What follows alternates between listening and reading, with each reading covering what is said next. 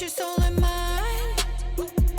Well, baby, come get lost in my wild and crazy. Hi, this is Deborah Danielson. Welcome to the Rebel Podcast. I'm excited to start a new series. This is going to be about people pursuing their dreams.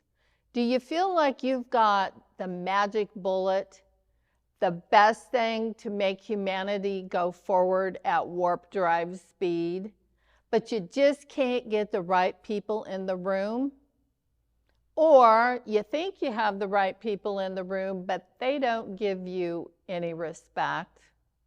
Well, this interview that I've done with two leading teachers, educators, inventors, scientists from Omaha, Nebraska, is going to explore this very important aspect of invention, having a dream, and being able to take that dream to market, being able to see it real.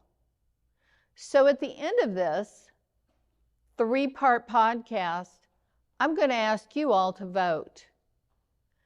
You're going to vote whether this is a credible, real opportunity for Dave Paris to take and put in front of the likes of people like Jeff Bezos, Elon Musk, or maybe the guy who has galactic virgin space experience, Bronson.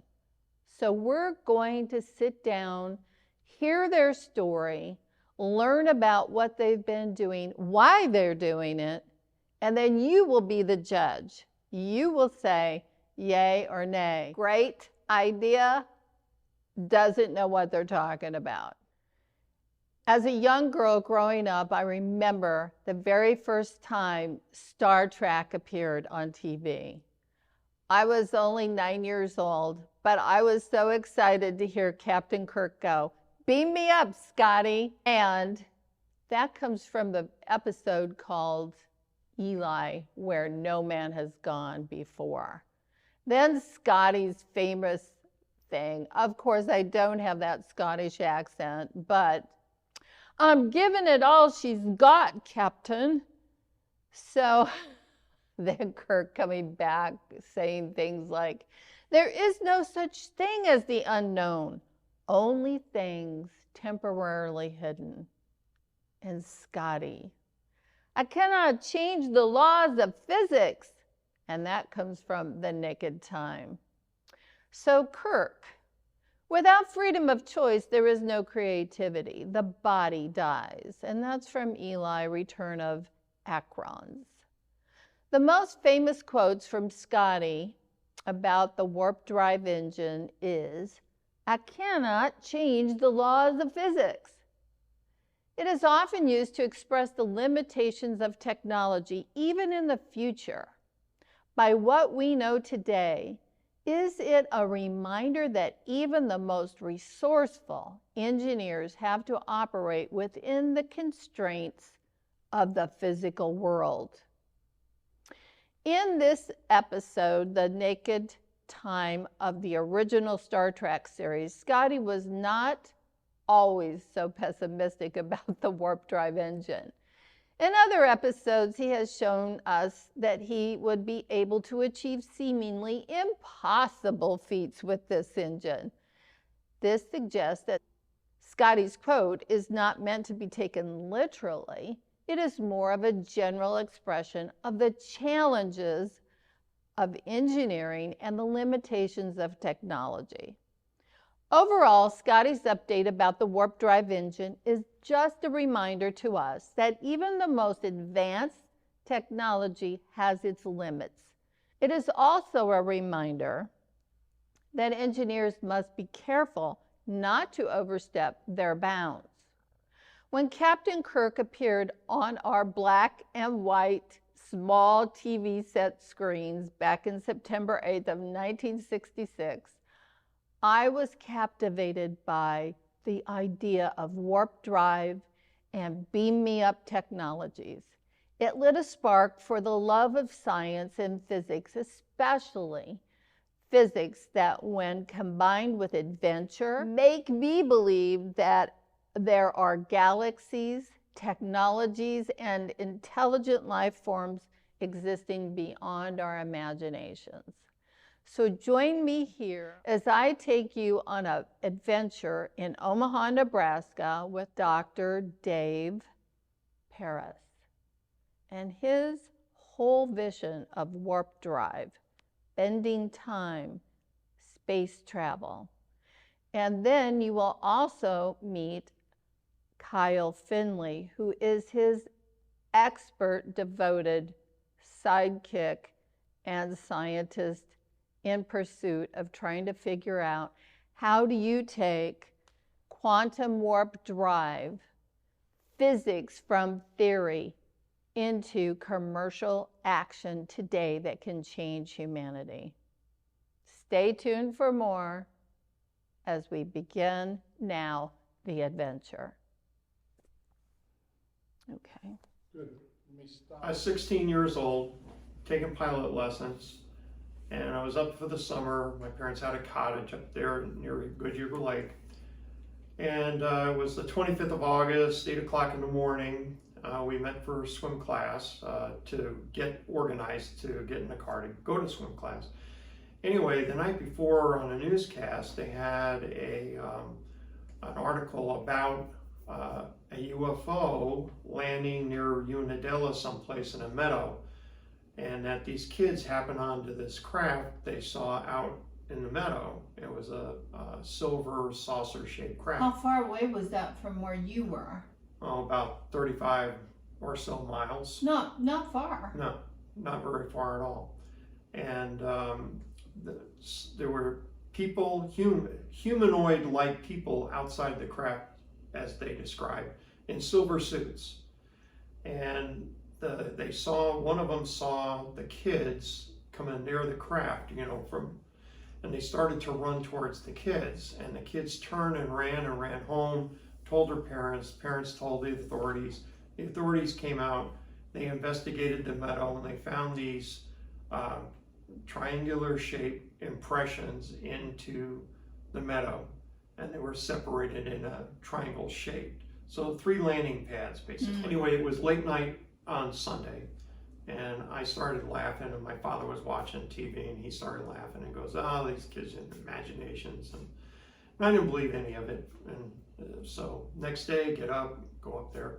And so I was telling my friends, and we're all just hanging out, waiting to get in the car. We're laughing, having a good time. And then out of the corner of my eye, I see over the mountain, because we're right at the base of this 400-foot, we call it a mountain, about 100 feet off the top of the mountain was this silver disc object, about 60 feet in diameter, and had about a 12 or more foot girth in the middle of this craft. Very distinctive edges, as I remember. As it came across our position, it was only moving about 20 miles an hour. A 60-foot craft at 20 miles an hour, I mean, a Piper Cub stalls at 50. Yeah. And So it feels like it's hovering almost. Well, it's moving. Yeah, but I mean, it's moving. It's moving slow, and as it gets to our position, it banks. And it's about 1,200 feet downrange of us, and it's 500 feet off the ground.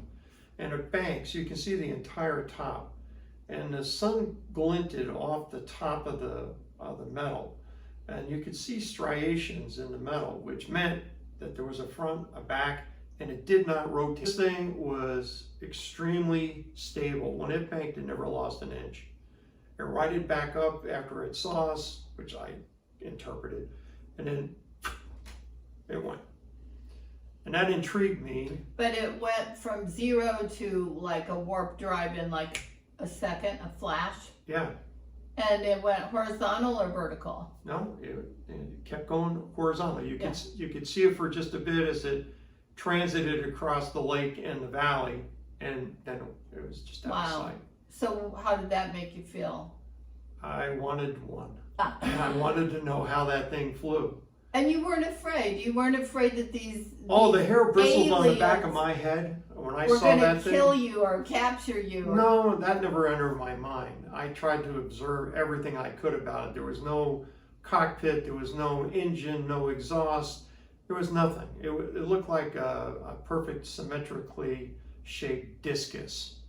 And now, with the one exception of noise, I could hear, because we were in a slight little valley at the base of the mountain, you could hear air buffing across the surface, or what would be near the surface of the craft. And it's the same sound that you get later on in life when I was flying gliders. Air coming across the canopy of the glider. Sounds exactly the same. Yeah, but nothing real powerful. No, nothing. It's pretty gentle. I mean, we're talking 60 feet across here. Yeah, that's the size of a house, right? It's bigger than this house. Yeah, it's huge. Yes, absolutely. What did your dad or your mom or anybody else see this in your house? No. My friend's mom, we tried to get her outside to validate that she saw it too. And by the time she came out, this thing had already passed us by and had already gone past the lake in the distance. And we kept pointing it to her because you could still make it out, but it just kept accelerating out. Wow. Wow. So that changed your life. It's the 40, I wrote an article that we posted on the website. It's the 45 seconds that changed my life. Isn't that incredible? Yeah, I was in sports and activities like that, wrestling and football and all this, and I dropped everything in my senior year, and I devoted myself to engineering, math, science, everything I could grab my hands on, electronics. And it was just an upward learning process. But I think science helps us to reduce our fear in life. If you understand your life more around you, then you're adventurous and inquisitive. But I don't think you're going to run around in a lot of the panic that I see right now. And so I'm going to go back to the History Channel, because I hear people on there talking about, well, it's a UAF. I see Skinwalker Ranch.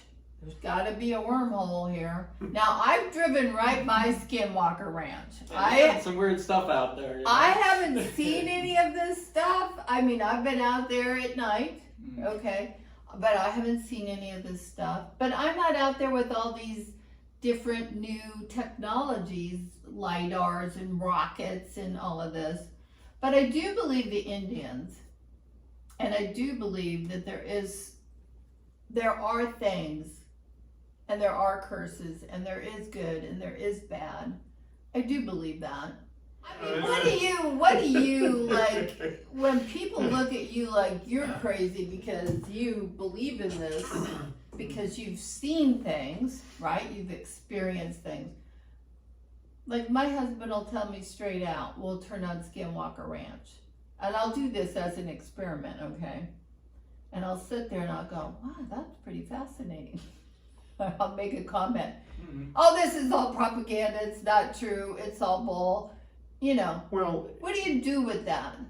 It's kind of like the pilot reports that I started with. People wouldn't believe the pilots. They you know, this is fantasy. Yeah. And it would say this commentary after the pilots would give their anecdotal was another term that they would use. Yes, that's huge. And so it's a form of being dismissive. And there's truth to it. They saw what they saw. They may not understand how it happened or why it happened, but they observed something, and they're telling you what happened. I took that, being a pilot myself, I looked at it and I said, okay, if they're claiming this, then we should be able to reproduce it somehow. In anything, whether it's business or science, if you can't replicate it, if you can't dissect it, if you can't prove it, then it's a problem, right? Then the stories start to fall apart. Yeah. And in this case, the stories didn't fall apart. They actually got reinforced when we took it into the lab and recreated the situations that they flew into. In other words, thunderstorms and the sucker hole and the cross of the fields from the electric fields of the thunderstorms. And we replicated that in the lab. It was very crude, But nonetheless, we took the laser, we put it through. We had these fringe patterns up onto the screen of the laser, and then when we activated the system to replicate the thunderstorm crossing the fields, the laser beam got compressed. You're not supposed to be able to do that with a laser beam. You're not supposed to be able to compress coherent light. So it's kind of like a water hose. You can turn it up and turn it down, the water, the flow. Right, or you can put it through and restrict the amount of flow, or then open the flow up. Right. So in this case, we're looking at the fabric of space compressing around the laser and pushing it together.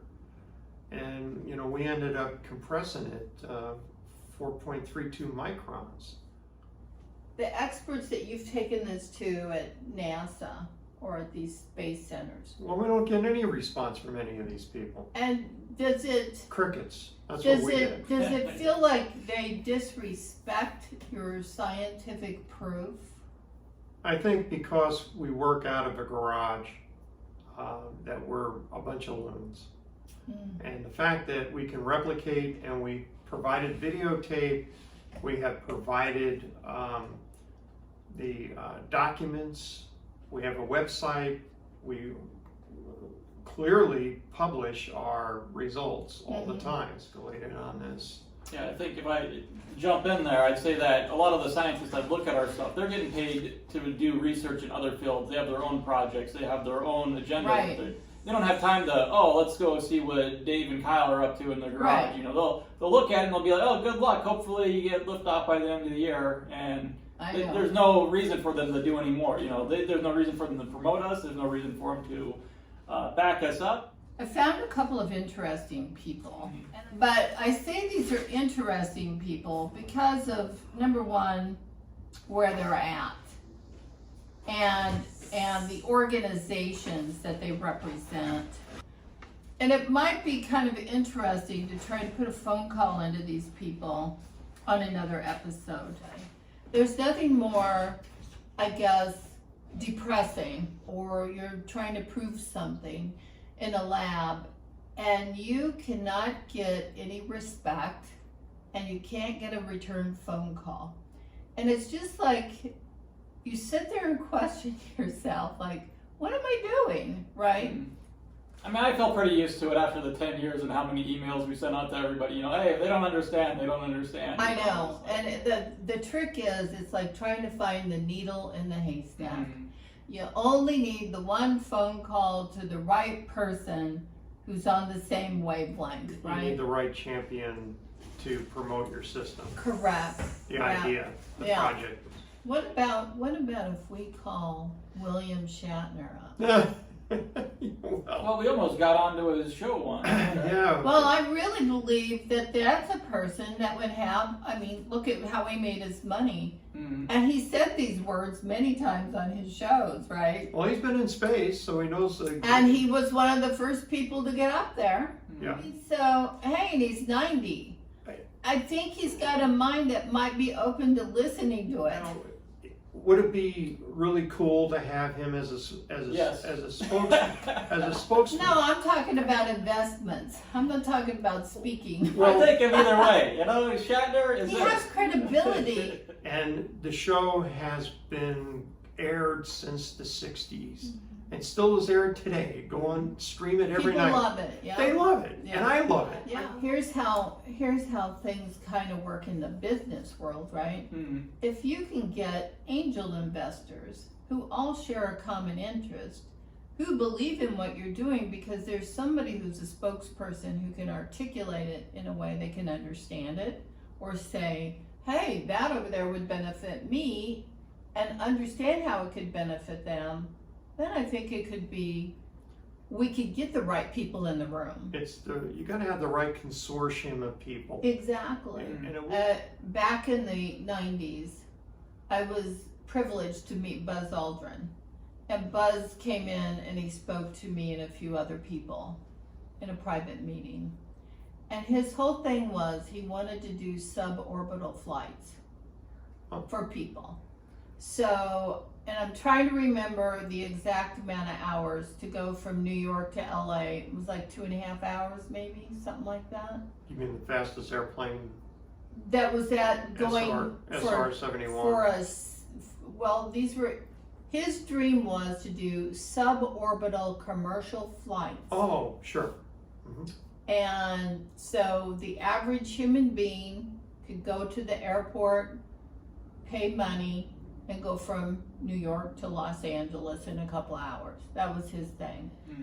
But I think what happened was, because we still don't have it today, right? No, we don't. And this is why I'm bringing this up. And, you know, he spent a lot of his life after he came back working on specifically that, and he was inside of the space organization, right? But I think the thing is, there's a lot of people conservatively looking at things, not opening up, like you said, to a new way or a new thought, because it's such a paradigm shift. Exactly. But it's a huge paradigm shift. So if you could make a pitch right now to an investment crowd, an angel investment firm, what would you tell them? What are the 3 most important things that they could gain from this investment? 3 most important things: the economic benefit of getting from point A to B quickly. 2, getting to places to explore and exploit resources. Asteroid belt, the moon. Going back in the moon, instead of taking 3 days, how about a couple hours? Yeah, If that's that. huge. It is huge. And bringing helium-3 back to the Earth for fusion reactors. Look, Boy, that could solve a lot of power problems. we're already starting to go cha-ching, cha-ching, cha-ching, cha-ching in the cash register here. Right. You know, 30 by 60 foot cargo bag of helium-3 would power the Earth for the entire year. It's multi-trillions of dollars worth of energy. Is that ambition enough? Is that encouragement enough? If they could invest roughly $25 million, they might be able to turn that $25 million into a Trillions trillion. of dollars. I'm hoping that we'll get to do one more episode where we can actually make a phone call and maybe talk to some of the right people, right? Well, that would definitely be interesting, to say the least. I don't want to say that I guess I'm dubious of of whatever would happen, but Yeah. It would be nice though. It would be something I would celebrate with you.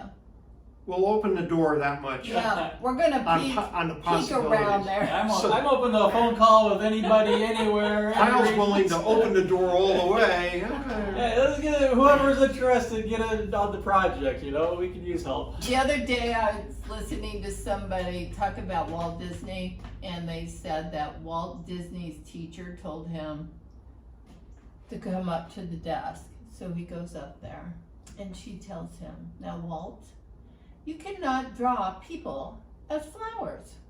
Flowers and people are not the same. This is unacceptable. From now on, you will not do this."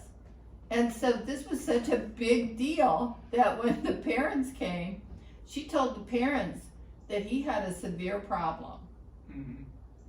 So. And created a multi-billion-dollar industry. There you go. Sometimes when people say no is when that pushes people to do something big. It's not too bad for me. Yeah, I look so sweet, but I'm Jekyll and Hyde. Freak of the week, got you so terrified. I only come out late at night, savage and reckless. I'm empty inside. Bullets and booze.